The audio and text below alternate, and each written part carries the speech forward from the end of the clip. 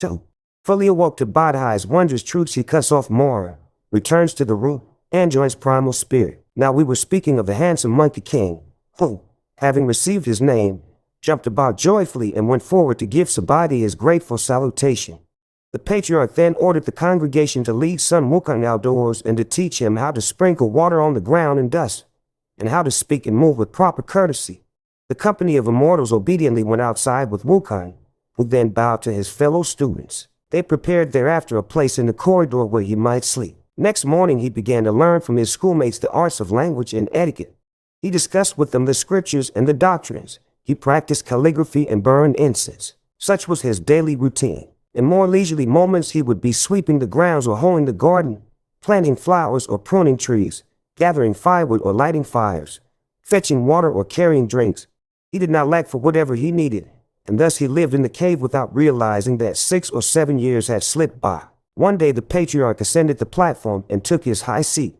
Calling together all the immortals, he began to lecture on a great doctrine. He spoke, with words so florid and eloquent, that gold lotus sprang up from the ground. The doctrine of 3 vehicles he subtly reversed, including even the law's minutest tittle. The Yaxdale waved slowly in spouted elegance. His thunderous voice moved in the 9th heaven. For a while he lectured on Tao. For a while he spoke on Chen. To harmonize the 3 parties is a natural thing. One word's elucidation filled with truth. Points to the birthless, showing nature's mystery. Wukong, who was standing there and listening, was so pleased with the talk that he scratched his ear and rubbed his jaw. Grinning from ear to ear, he could not refrain from dancing on all fours. Suddenly the patriarch saw this and called out to him, "Why are you madly jumping and dancing in the ranks and not listening to my lecture?" Wukong said, "Your pupil was devoutly listening to the lecture, but when I heard such wonderful things from my reverend master, I couldn't contain myself for joy and started to leap and prance about quite unconsciously. May the master forgive my sins. Let me ask you," said the patriarch, "if you comprehend these wonderful things, do you know how long you have been in this cave?" Wukong said, "Your pupil is basically feeble-minded and does not know the number of seasons. I only remember that whenever the fire burned out in the stove, I would go to the back of the mountain to gather firewood. Finding a mountain full of fine peach trees there, I have eaten my fill of peaches 7 times. The patriarch said, "That mountain is named the ripe peach mountain. If you have eaten your fill 7 times, I suppose it must have been 7 years. What kind of Taoist art would you like to learn from me?" Wukong said, "I'm dependent on the admonition of my honored teacher. Your pupil would gladly learn whatever has a smidgen of Taoist flavor." The patriarch said, "Within the tradition of Tao, there are 360 heteronymous divisions, all the practices of which may result in illumination. I don't know which division you would like to follow." "I'm dependent on the will of my honored teacher," said Wukong. "Your pupil is wholeheartedly obedient. How would it be," said the patriarch, "if I taught you the practice of the method division?" Wukong asked, "How would you explain the practice of the method division?" "The practice of the method division," said the patriarch, "consists of summoning immortals and working the planchette of divination by manipulating yarrow stalks, and of learning the secrets of pursuing good and avoiding evil." "Can this sort of practice lead to immortality?" asked Wukong. "Impossible, impossible," said the patriarch. "I want to learn it then," Wukong said. "How would it be?" said the patriarch again, "if I taught you the practice of the school's division?" "What is the meaning of the school's division?" asked Wukong. "The school's division," the patriarch said, "includes the Confucians, the Buddhists, the Taoists, the dualists, the Mohists, and the physicians. They read scriptures or recite prayers. They interview priests or conjure up saints and the like." "Can this sort of practice lead to immortality?" asked Wukong. The patriarch said, "If immortality is what you desire, this practice is like setting a pillar inside a wall." Wukong said, "Master, I'm a simple fellow and I don't know the idioms of the marketplace. What's setting a pillar inside a wall?" The patriarch said, "When people build houses and want them to be sturdy, they place a pillar as a prop inside the wall. But someday the big mansion will decay, and the pillar too will rot. What you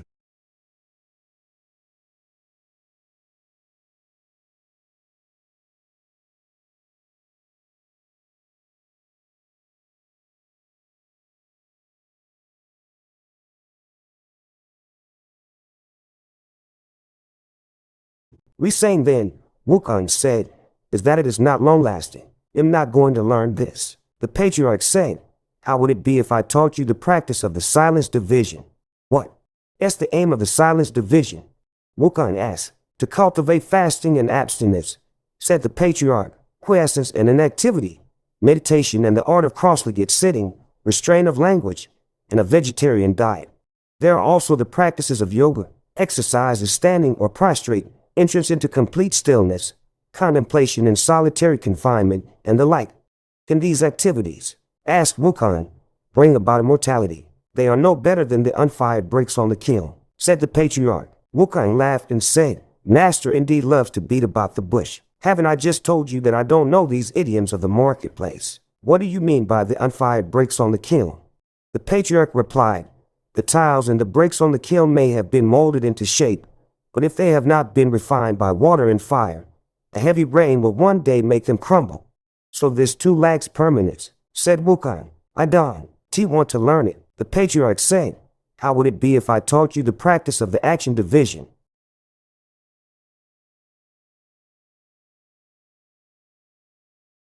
What? Is it like in the action division? Wukong asked. Plenty of activities, said the patriarch, such as gathering the yin to nourish the yang, bending the bow and treading the arrow, and rubbing the navel to pass breath. There are also experimentation with alchemical formulas, burning rushes and forging cauldrons, taking red lead, making autumn stone, and drinking bride's milk and the like. Can such bring about long life? Asked Wukong. To obtain immortality from such activities, said the patriarch, is also like scooping the moon from the water. There you go again, master, cried Wukong. What do you mean by scooping the moon from the water? The patriarch said, When the moon is high in the sky, its reflection is in the water. Although it is visible therein, you cannot scoop it out or catch hold of it, for it is but an illusion. I want to learn that either, said Wukong. When the patriarch heard this, he uttered a cry and jumped down from the high platform. He pointed the ruler he held in his hands at Wukong and said to him, What a mischievous monkey you are. You want to learn this and you won't learn that. Just what is it that you are waiting for? Moving forward, he hit Wukong 3 times on the head. Then he folded his arms behind his back and walked inside, closing the main doors behind him and leaving the congregation stranded outside. Those who were listening to the lecture were so terrified that everyone began to berate Wukong. You reckless ape, they cried, you're utterly without manners. The master was prepared to teach you magic secrets. Why weren't you willing to learn? Why did you have to argue with him instead? Now you have offended him, and who knows when he'll come out again. At that moment they all resented him and despised and ridiculed him. But Wukong was not angered in the least and only replied with a broad grin. For the Monkey King, in fact, had already solved secretly, as it were, the riddle in the pot. He therefore did not quarrel with the other people but patiently held his tongue. He reasoned that the master, by hitting him 3 times, was telling him to prepare himself for the 3rd watch, and by folding his arms behind his back, walking inside, and closing the main doors, was telling him to enter by the back door so that he might receive instruction in secret. Wukong spent the rest of the day happily with the other pupils in front of the divine cave of the 3 stars, eagerly waiting for the night. When evening arrived, he immediately retired with all the others, pretending to be asleep by closing his eyes, breathing evenly, and remaining completely still. Since there was no watchman in the mountain to beat the watch or call the hour, he could not tell what time it was. He could only rely on his own calculations by counting the breaths he inhaled and exhaled. Approximately at the hour of Zai, he arose very quietly and put on his clothes. Stealthily opening the front door, he slipped away from the crowd and walked outside. Lifting his head, he saw the bright moon and the cool, clear dew, though in each corner not one speck of dust. Sheltered fowls roosted in the woods. A brook flowed gently from its source.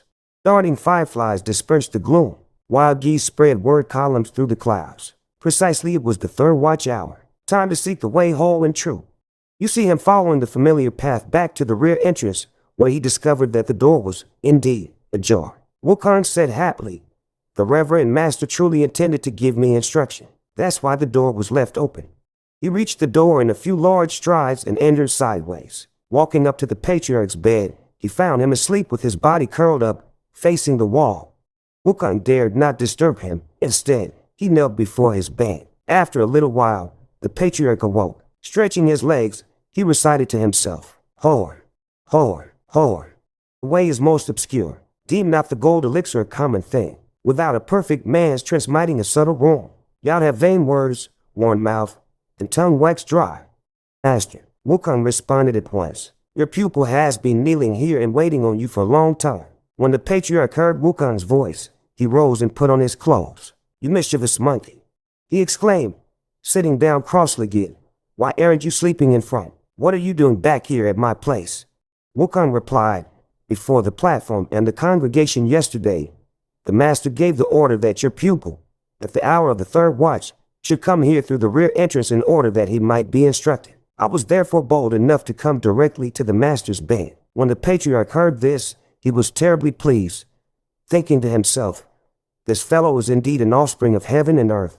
If not, how could he solve so readily the riddle in my pot? There is no third party here save your pupil, Wukong said. May the master be exceedingly merciful and impart to me the way of long life. I shall never forget this gracious favor. Since you have solved the riddle in the pot, said the patriarch, it is an indication that you are destined to learn, and I am glad to teach you. Come closer and listen carefully. I will impart to you the wondrous way of long life. Wukong kowtowed to express his gratitude, washed his ears, and listened most attentively, kneeling before the bed.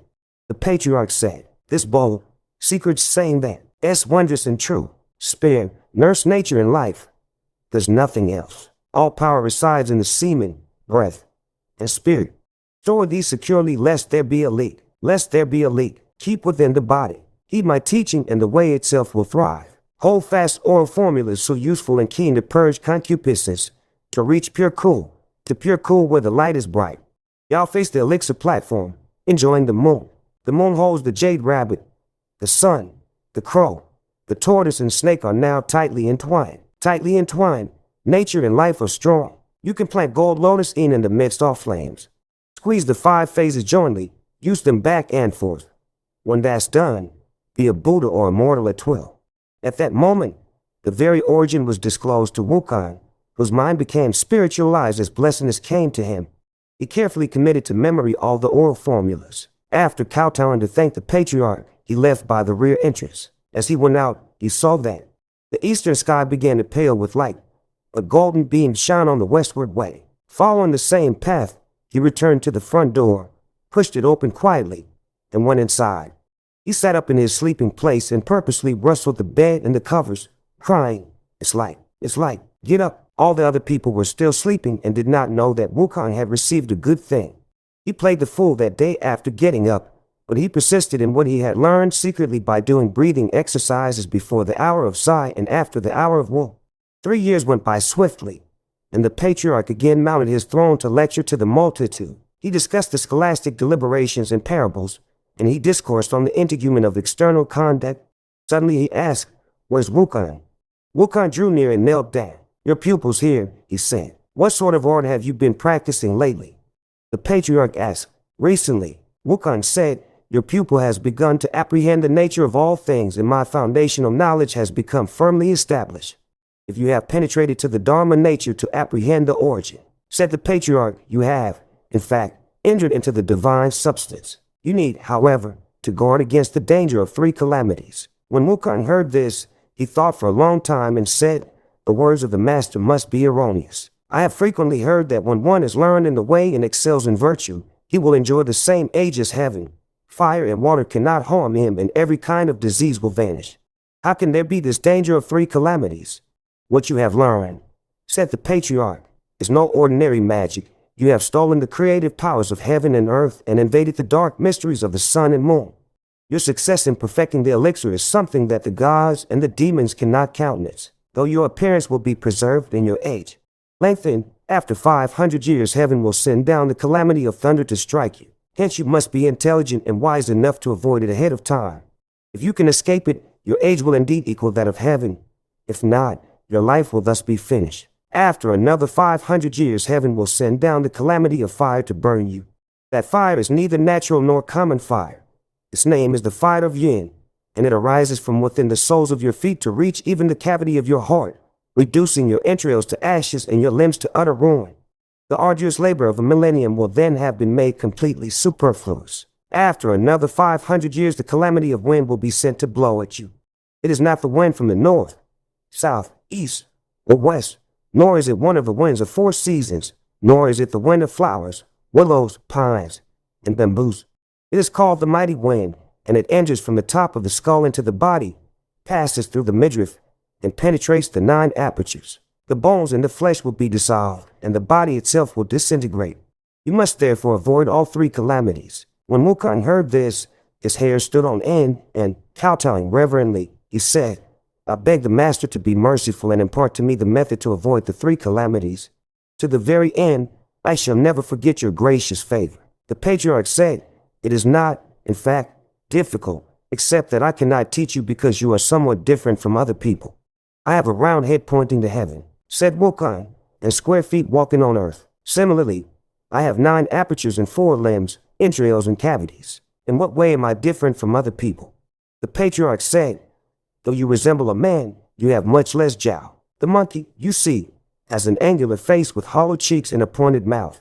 Stretching his hand to feel himself, Wukong laughed and said, The master does not know how to balance matters. Though I have much less jowl than human beings, I have my powers, which may certainly be considered a compensation. Very well, then, said the patriarch, what method of escape would you like to learn? There is the art of the heavenly ladle, which numbers 36 transformations, and there is the art of the earthly multitude, which numbers 72 transformations. Wukong said, Your pupil is always eager to catch more fishes, so he'll learn the art of the earthly multitude. In that case, said the patriarch, come up here, and he'll pass on the oral formulas to you. He then whispered something into his ear, though we do not know what sort of wondrous secrets he spoke of. But this Monkey King was someone who, knowing one thing, could understand 100. He immediately learned the oral formulas, and after working at them and practicing them himself, he mastered all 72 transformations. One day when the patriarch and the various pupils were admiring the evening view in front of the 3 Stars cave, the master asked, Wukong, has that matter been perfected? Wukong said, Thanks to the profound kindness of the master, your pupil has indeed attained perfection. I now can ascend like mist into the air and fly. The patriarch said, Let me see you try to fly. Wishing to display his ability, Wukong leaped 50 or 60 feet into the air, pulling himself up with a somersault. He trod on the clouds for about the time of a meal and traveled a distance of no more than 3 miles before dropping down again to stand before the patriarch. Master, he said, his hands folded in front of him, this is flying by cloud soaring. Laughing, the patriarch said, This can't be called cloud soaring. It's more like cloud crawling. The old saying goes, The immortal tours the North Sea in the morning and reaches Canada by night. If it takes you half a day to go less than 3 miles, it can't even be considered cloud crawling.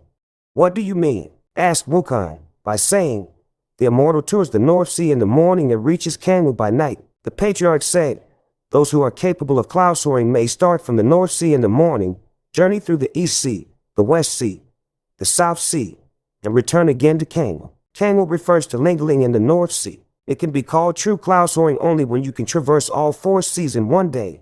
That's truly difficult, said Wukong. Truly difficult. Nothing in the world is difficult, said the patriarch. Only the mind makes it so. When Wukong heard these words, he kowtowed reverently and implored the patriarch, Master, if you do perform a service for someone, you must do it thoroughly. May you be most merciful and impart to me also this technique of cloud soaring. I would never dare forget your gracious favor. The patriarch said, When the various immortals want to soar on the clouds, they all rise by stamping their feet. But you're not like them. When I saw you leave just now, you had to pull yourself up by jumping. What he'll do now is to teach you the cloud somersault in accordance with your form.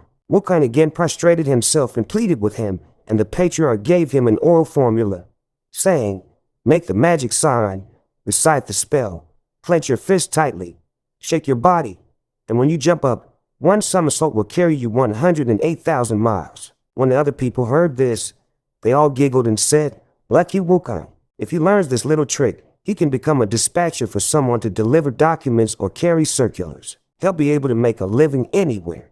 The sky now began to darken, and the master went back to the cave dwelling with his pupils. Throughout the night, however, Wukong practiced ardently and mastered the technique of cloud somersault. From then on, he had complete freedom, blissfully enjoying his state of lone life. One day early in the summer, the disciples were gathered under the pine trees for fellowship and discussion. They said to him, Wukong, what sort of merit did you accumulate in another incarnation that led the master to whisper in your ear the other day, the method of avoiding the 3 calamities? Have you learned everything? I want to conceal this from my various elder brothers, Wukong said, laughing. Owing to the master's instruction in the first place and my diligence day and night in the second, I have fully mastered the several matters. Let's take advantage of the moment, one of the pupils said. You try to put on a performance and well watch. When Wukong heard this, his spirit was aroused and he was most eager to display his powers. I invite the various elder brothers to give me a subject. He said, what do you want me to change into? Why not a pine tree? They said. Wukong made the magic sign and recited the spell. With one shake of his body he changed himself into a pine tree. Truly it was, thickly held in smoke through all 4 seasons, its chase fair from soared straight to the clouds. With not the least likeness to the impish monkey, its all frost-tried and snow-tested branches. When the multitude saw this, they clapped their hands and roared with laughter, everyone crying, marvelous monkey, marvelous monkey. They did not realize that all this uproar had disturbed the patriarch, who came running out of the door, dragging his staff. Who is creating this bedlam here? He demanded. At his voice the pupils immediately collected themselves, set their clothes in order, and came forward. Wukong also changed back into his true form, and, slipping into the crowd, he said, for your information, Reverend Master, we are having fellowship and discussion here. There is no one from outside causing any disturbance. You are all yelling and screaming, said the patriarch angrily, and were behaving in a manner totally unbecoming to those practicing cultivation. Don't you know that those in the cultivation of doubt resist, opening their mouths lest they waste their breath and spirit, or moving their tongues lest they provoke arguments? Why are you all laughing noisily here? We dare not conceal this from the master. The crowd said. Just now we were having fun with Wukong, who was giving us a performance of transformation. We told him to change into a pine tree, and he did indeed become a pine tree. Your pupils were all applauding him, and our voices disturbed the reverend teacher. We beg his forgiveness. Go away, all of you, the patriarch said. You Wukong, come over here. I ask you, what sort of exhibition were you putting on, changing into a pine tree? This ability you now possess, is it just for showing off to people? Suppose you saw someone with this ability. What? See, you ask him at once how he acquired it. So when others see that you are in possession of it, they'll come begging. If you're afraid to refuse them, you will give away the secret. If you don't, they may hurt you. You are actually placing your life in grave jeopardy. I beseech the master to forgive me. Wukong said, kowtowing. I won't condemn you, said the patriarch, but you must leave this place. When Wukong heard this, tears fell from his eyes. Where am I to go, teacher? He asked. From wherever you came, the patriarch said, you should go back there. I came from the east pervivided continent, Wukong said, his memory jolted by the patriarch, from the water-curtained cave of the flower-fruit mountain in the Aelai country. Go back there quickly and save your life, the patriarch said. You cannot possibly remain here. Allow me to inform my esteemed teacher, said Wukong, properly penitent. I have been away from home for 20 years, and I certainly long to see my subjects and followers of bygone days again. But I keep thinking that my master's profound kindness to me has not yet been repaid. I, therefore, dare not leave. There's nothing to be repaid, said the patriarch. See that you don't get into trouble and involve me. That's all I ask. Saying that there was no other alternative, Wukong had to bow to the patriarch and take leave of the congregation. Once you leave, the patriarch said, you're bound to end up evildoing. I don't care what kind of villainy and violence you engage in, but I forbid you ever to mention that you are my disciple. For if you but utter half the word, you'll know about it. You can be assured, wretched monkey, that you'll be skinned alive. I will break all your bones and banish your soul to the place of ninefold darkness, from which you will not be released even after 10,000 afflictions. I will never dare mention my master, said Wukong. I'll say that I've learned this all by myself. Having thanked the patriarch, Wukong turned away, made the magic sign, pulled himself up, and performed the cloud somersault. He headed straight toward the east pervivided, and in less than an hour he could already see the flower-fruit mountain and the water-curtained cave. Rejoicing secretly, the handsome monkey king said to himself, I left weighed down by bones off mortal stock. The Tao attained makes light both body and frame. 'Tis this world's pity that none firmly resolves to learn such mystery that by itself is plain. 'Twas hard to cross the seas in former time. Returning this day, I travel with ease. Words often will still echo in my ears. I ne'er hope to see so soon the eastern depths. Wukong lowered the direction of his cloud and landed squarely on the flower-fruit mountain. He was trying to find his way when he heard the call of cranes and the cry of monkeys. The call of cranes reverberated in the heavens, and the cry of monkeys moved his spirit with sadness. Little ones, he called out, I have returned. From the crannies of the cliff, from the flowers and bushes, and from the woods and trees, monkeys great and small leaped out by the tens of thousands and surrounded the handsome Monkey King. They all kowtowed and cried, Great King, what laxity of mind! Why did you go away for such a long time and leave us here longing for your return like someone hungering and thirsting? Recently, we have been brutally abused by a monster who wanted to rob us of our water curtain cave. Out of sheer desperation, we fought hard with him, and yet all this time, that fellow has plundered many of our possessions, kidnapped a number of our young ones, and given us many restless days and nights watching over our property. How fortunate that our great king has returned. If the great king had stayed away another year or so, we and the entire mountain cave would have belonged to someone else. Hearing this, Wukong was filled with anger. What sort of a monster is this, he cried, that behaves in such a lawless manner? Tell me in detail and I will find him to exact vengeance. Be informed, great king, the monkeys said, kowtowing, that the fellow calls himself the monstrous king of havoc, and he lives north of here. Wukong asked, from here to his place, how great is the distance? The monkeys replied, he comes like the cloud and leaves like the mist, like the wind and the rain, like lightning and thunder. We don't know how great the distance is. In that case, said Wukong, go and play for a while and don't be afraid. Let me go and find him. Dear Monkey King, he leaped up with a bound and somersaulted all the way northward until he saw a tall and rugged mountain. What a mountain! Its pin-like peak stands erect. Its winding streams flow unfathomed and deep. Its pin-like peak, standing erect, cuts through the air. Its winding streams, unfathomed and deep, reach diverse sights on earth. On two ridges flowers rival trees in exotic charm. At various spots pines match bamboos in green. The dragon on the left seems docile and tame. The tiger on the right seems gentle and meek.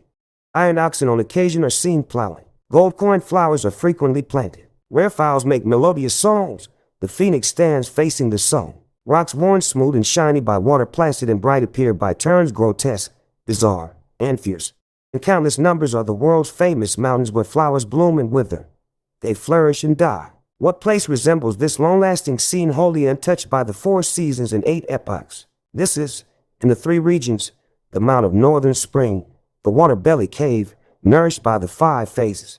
The handsome Monkey King was silently viewing the scenery when he heard someone speaking. He went down the mountain to find who it was, and he discovered the Water Belly Cave at the foot of a steep cliff. Several imps who were dancing in front of the cave saw Wukong and began to run away. Stop, cried Wukong. You can use the words of your mouth to communicate the thoughts of my mind. I'm the lord of the Water Curtain Cave in the Flower Fruit Mountain south of here. Your monstrous king of havoc, or whatever he has called, has repeatedly bullied my young ones, and I have found my way here with the specific purpose of settling matters with him. Hearing this, the imps darted into the cave and cried out, Great King, a disastrous thing has happened.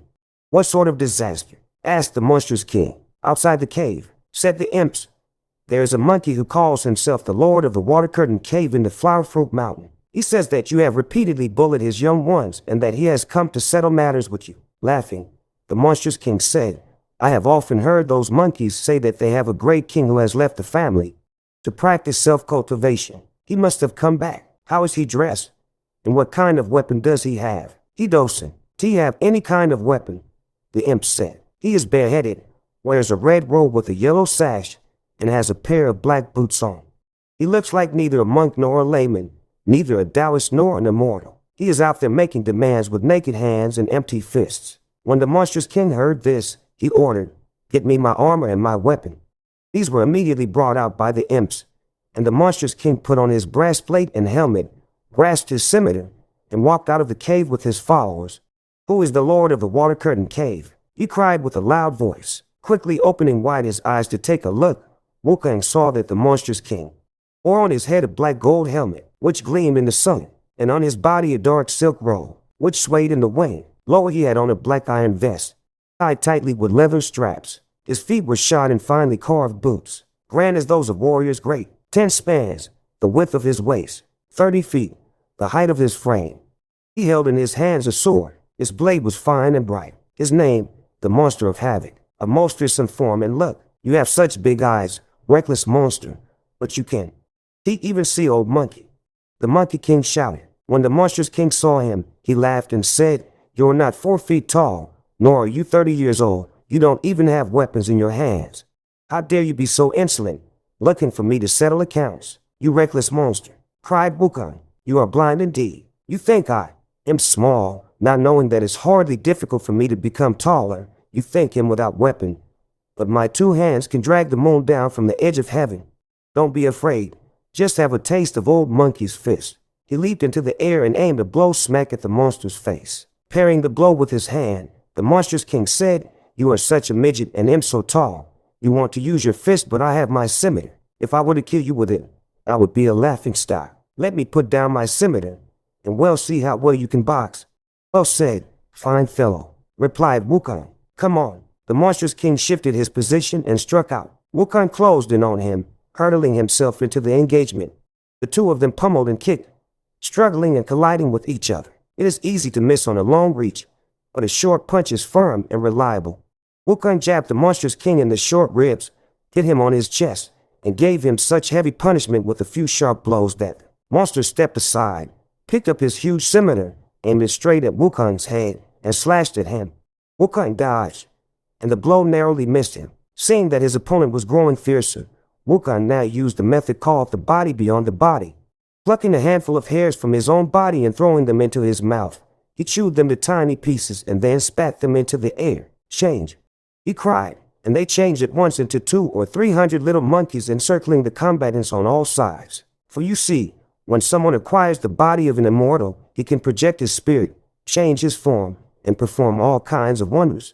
Since the Monkey King had become accomplished in the way, every one of the 84,000 hairs on his body could change into whatever shape or substance he desired.